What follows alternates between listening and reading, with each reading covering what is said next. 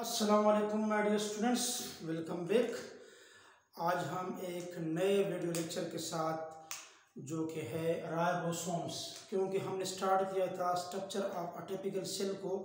उसमें हमने cell membrane, cell wall, cytoplasm, endoplasmic reticulum और जो नेक्स्ट साइटोप्लाज्मिक ऑर्गेनेली है वो है राइबोसोम। इसके बारे में हम डिस्कस करेंगे। राइबोसोम को सबसे पहले एक साइंटिस्ट था, उसका नाम था पेलेट ने 1955 में इसको स्टडी किया था, इसको डिस्कवर किया था। और इसी राइबोसोम की मीनिंग है, दो अल्फाज से बना है। Ribo means from ribose, that is the pentose sugar, and soma means body. Means ये एक राइबोस बॉडी होती है, क्योंकि इसको इधर नाम जो दिया गया है राइबोस शुगर या पेंटोज शुगर, वो इसलिए दिया गया है कि एक्चुअली आपके पास जो आरएनए होता है, आरएनए में राइबोस शुगर होता है, राइबोस शुगर, और वो एक पेंटोज शुगर होता है। तो इसको हम आगे डिस्कस करेंगे चैप्टर नंबर 2 में डिटेल के साथ। बट इधर मैं आपको बताऊं कि इधर चूंकि राइबोसोम का जो केमिकल कंपोजिशन है उसमें आरएनए है, और आरएनए में जो शुगर होता है वो राइबोस शुगर होता है। इसी तरह डीएनए में जो शुगर होता है वो डीऑक्सी राइबोस शुगर होता है। तो इस वजह से वो शुगर क्या है, वो पेंटोज शुगर है, और सुमा का मतलब है बॉडी। तो बेसिकली राइबोसोम जो होते हैं ये नॉन मेम्ब्रेनियस ग्रैनुलर स्ट्रक्चर होते हैं। इसका कोई कवरिंग नहीं होता, एक सॉलिड बॉडी होती है। इसी वजह से हम कहते हैं कि ये नॉन मेम्ब्रेनियस है, और ग्रैनुलर ग्रेन्यूल की शक्ल में पाए जाते स्ट्रक्चर होते हैं। 20 नैनोमीटर इसका डायमीटर होता है। ये दो जगहों पर पाए जाते हैं सेल के अंदर, two sides, one attached to endoplasmic reticulum forming rough endoplasmic reticulum. ये आपके पास पूरा जो है, आपके पास एंडोप्लाज्मिक रेटिकुलम है, जो न्यूक्लियस का जो न्यूक्लियर मेम्ब्रेन है, स्पेशली जो न्यूक्लियर मेम्ब्रेन का आउटर पार्ट है, उसके साथ जो फ्यूज वाला जो करीब वाला पार्ट है, जो शीट लाइक होता है, उसके सरफेस पर अगर आप देखें, ये रेड जो ग्रेनुलर स्ट्रक्चर आपको नजर आ रहे हैं, ये बेसिकली क्या है, ये राइबोसोम्स है। और इसी राइबोसोम्स की प्रेजेंस के नतीजे में एंडोप्लाज्मिक रेटिकुलम का ये हिस्सा जो है, इसको हम कहते हैं रफ एंडोप्लाज्मिक रेटिकुलम। दूसरा क्या है, फ्रीली फाउंड इन साइटोप्लाज्म। इसके अलावा आपके पास ये भी तो आपके पास राइबोसोम्स है, ये पूरा सेल है, सेल के साइटोप्लाज्म में ये क्या पाया जाती है, राइबोसोम बेसिकली फ्री राइबोसोम है, ये साइटोप्लाज्म में फ्रीली पाए जाते हैं। तो दो जगहों पर पाए जाते हैं। दूसरा इसका केमिकल कंपोजिशन क्या है, केमिकल कंपोजिशन में इसमें आरएनए होता है। कौन सा RNA, ribosomal RNA, which makes the body of ribosome. और दूसरा पार्ट क्या होता है, प्रोटीन। प्रोटीन मीन इसको हम कहते हैं राइबोप्रोटीन। राइबोप्रोटीन क्योंकि ये राइबोस, क्योंकि ये जो होता है ये राइबोसोम्स का स्ट्रक्चर बनाते हैं। तो केमिकल कंपोजिशन में राइबोसोमल आरएनए और प्रोटीन की दोनों की मौजूदगी की वजह से इसको हम कहते हैं राइबो न्यूक्लियोप्रोटीन। इसके स्ट्रक्चर को हम कहते हैं राइबो न्यूक्लियोप्रोटीन। इसमें क्या है, इसमें राइबोस शुगर है, न्यूक्लियो मतलब है न्यूक्लिक एसिड। इसमें कौन सा न्यूक्लिक एसिड है, इसमें आरएनए है, आरएनए। और दूसरा आपके पास राइबोप्रोटीन है। तो इसी वजह से इसको राइबोन्यूक्लियोप्रोटीन भी कहा जाता है।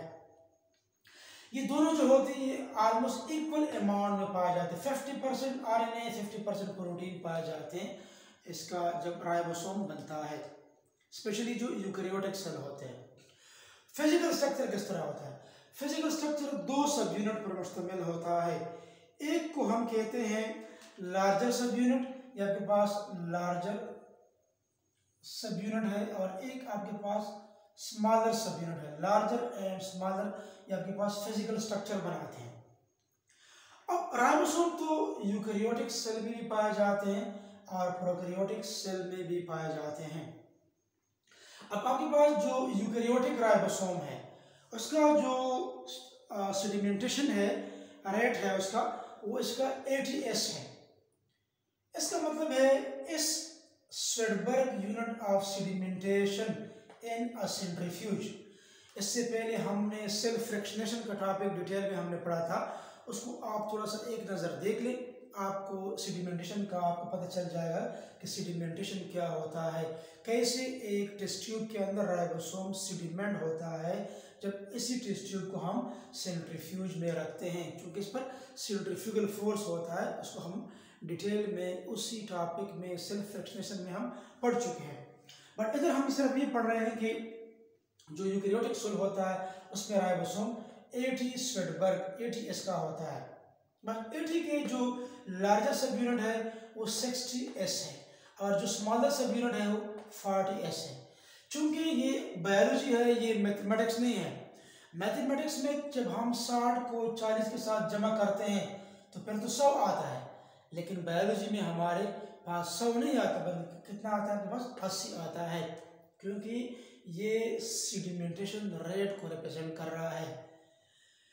कैसे रिप्रेजेंट कर रहा है? अगर मैं आपको बताऊं कि फॉर एग्जांपल ये आपके पास एक मार्कर है, फॉर एग्जांपल इसी मार्कर में अगर आप देखें आपके पास फॉर एग्जांपल ये आपके पास 60s ये लार्जर सब यूनिट है और ये आपके पास 40s ये स्मॉलर सब यूनिट है, ठीक है।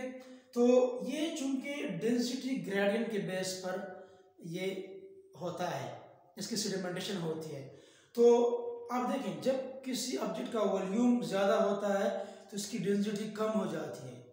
तो ये 60s और 40s अगर हम इसको इस तरह ले लें तो इसका वॉल्यूम अभी ज़्यादा है। जब वॉल्यूम ज़्यादा है तो इसकी डेंसिटी क्या हो जाएगी, कम हो जाएगी। डेंसिटी कम होगी, इसका मास भी क्या होगा, कम होगा। जब डेंसिटी कम होगी तो इसकी जो सेडिमेंटेशन रेट है वो भी स्लो होगी।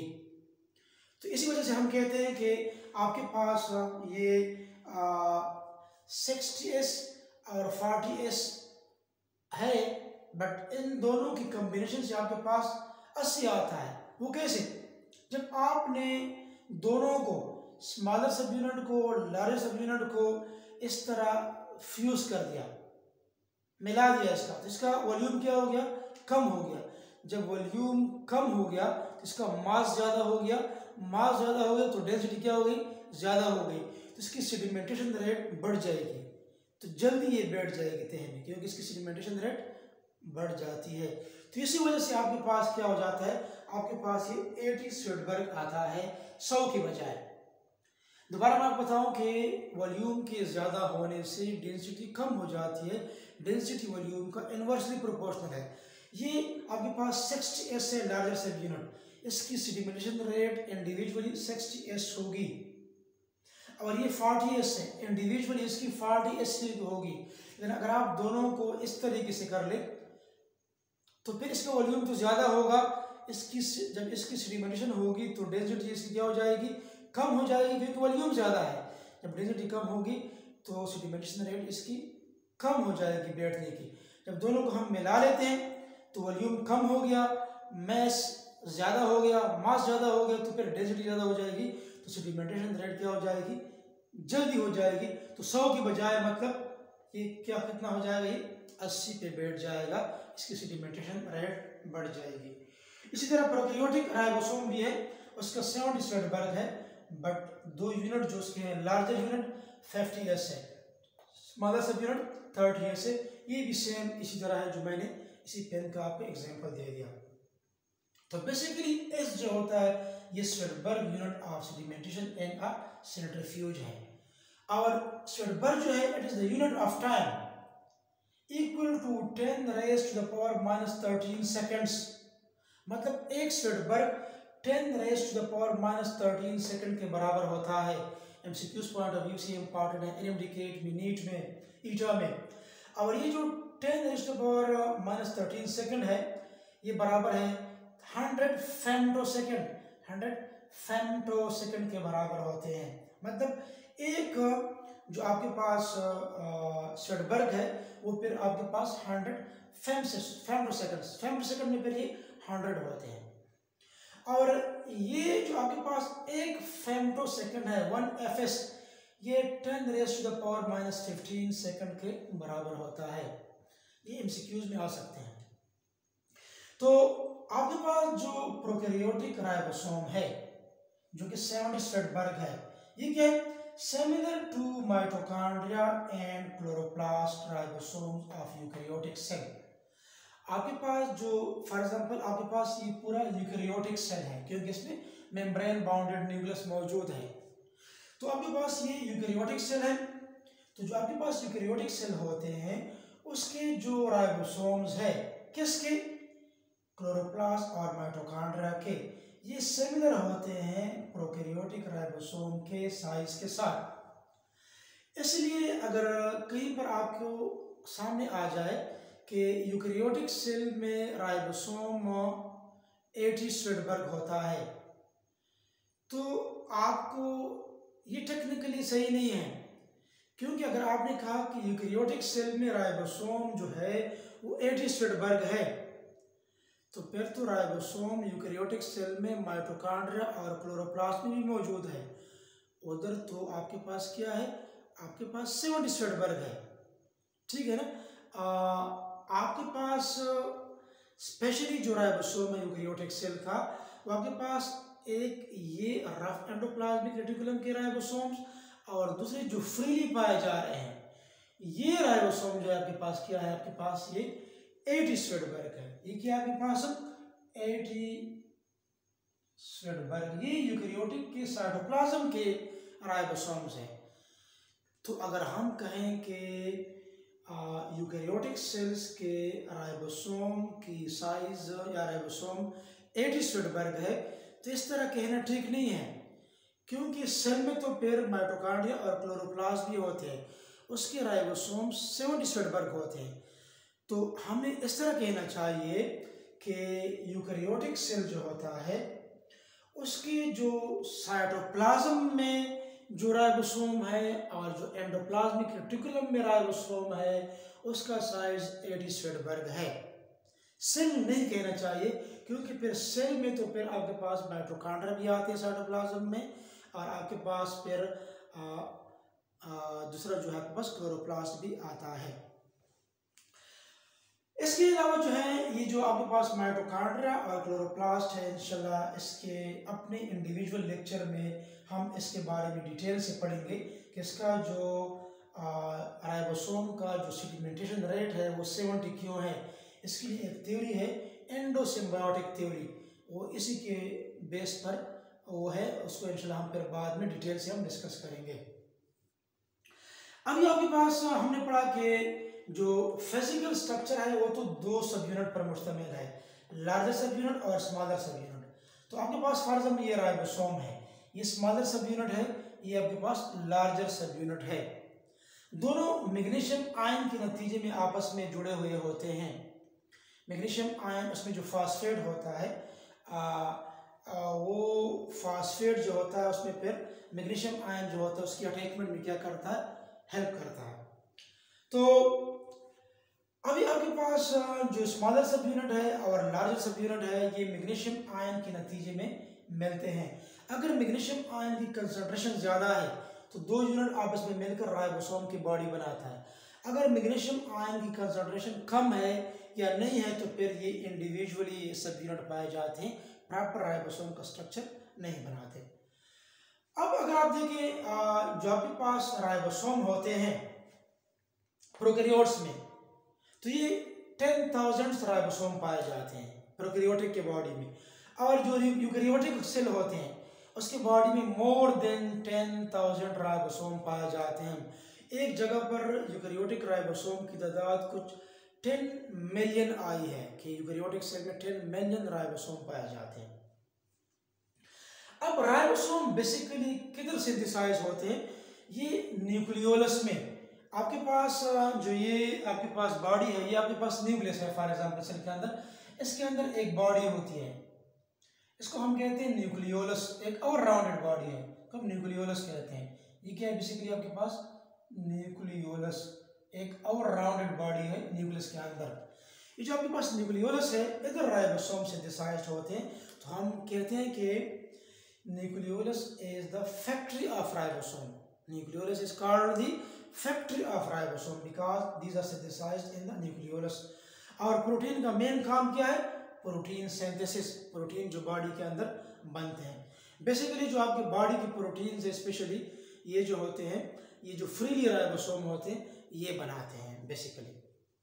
और इधर जो हमने जिक्र किया है कि जो आपके पास राइबोसोम्स है, जो फ्रीली राइबोसोम है स्पेशली, वो ये फ्री जो राइबोसोम्स है ये क्या बनाते हैं, हीमोग्लोबिन इन द आरबीसी। क्योंकि प्रीवियस लेक्चर जो कि एंडोप्लाज्मिक रेटिकुलम का था उसमें हमने पढ़ा था कि जो आपके पास आरबीसी है उसमें एंडोप्लाज्मिक रेटिकुलम नहीं होता। जब एंडोप्लाज्मिक रेटिकुलम आरबीसी में नहीं होगा तो फिर तो ये इसी एंडोप्लाज्मिक रेटिकुलम के सरफेस पर जो राइबोसोम्स हैं जो कि रफ एंडोप्लाज्मिक रेटिकुलम बनाते हैं, ये पोर्शन जो है ये भी आरबीसी में नहीं होगा। तो फिर तो ऑटोमेटिकली आरबीसी के अंदर कौन से राइबोसोम्स आपके पास हेमोग्लोबिन प्रोटीन बनाएंगे, वो राइबोसोम जो कि फ्री राइबोसोम कहलाते हैं साइटोप्लाज्म में। ये आपके पास जो प्रोटीन बनाएगा कौन सा वाला, हीमोग्लोबिन, ये आरबीसी के अंदर बनाता है, ये फ्री राइबोसोम बनाते हैं। और दूसरा जो आप लोगों ने सेंट्रीफ्यूज जो सेल फ्रैक्शनेशन टॉपिक हमने पढ़ा था, उधर हमने राइबोसोम का जो सेडिमेंटेशन है वो हमने डिटेल से हमने पढ़ा था। उसमें हमने ये भी कहा था कि due to small size ribosomes are the last organelle to be sedimented in a centrifuge requiring a force of 150,000 times gravity for 3 hours।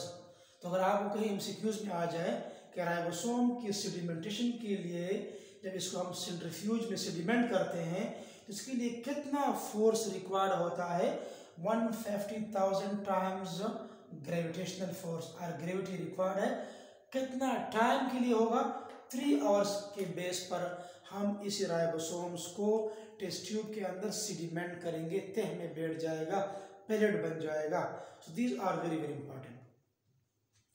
अब आपके पास जो ये राइबोसोम के 2 यूनिट थे जो मैग्नीशियम आयन के नतीजे में जुड़े हुए हैं, ये बेसिकली प्रोटीन सिंथेसिस प्रोसेस जो है इसको हम इंशाल्लाह हम पढ़ेंगे।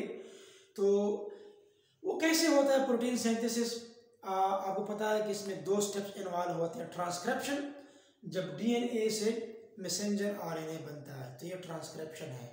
एक होता है ट्रांसलेशन, जब मैसेंजर आरएनए से प्रोटीन बनता है इसको हम कहते हैं ट्रांसलेशन। इसको हम ऐसे होल कहते हैं सेंट्रल डोग्मा। अब न्यूक्लियस के अंदर डीएनए है, डीएनए क्या बनाता है, मैसेंजर आरएनए, जो ब्लैक में आपको नजर आ रहा है ये मैसेंजर आरएनए है। तो जब डीएनए मैसेंजर आरएनए को बना देता है तो न्यूक्लियस में ये न्यूक्लियर पोर्स होते हैं। न्यूक्लियर पोर्स की मदद से ये साइटोप्लाज्म, ये पूरा सेल है आपके पास, ये पूरा आपके पास सेल ही है।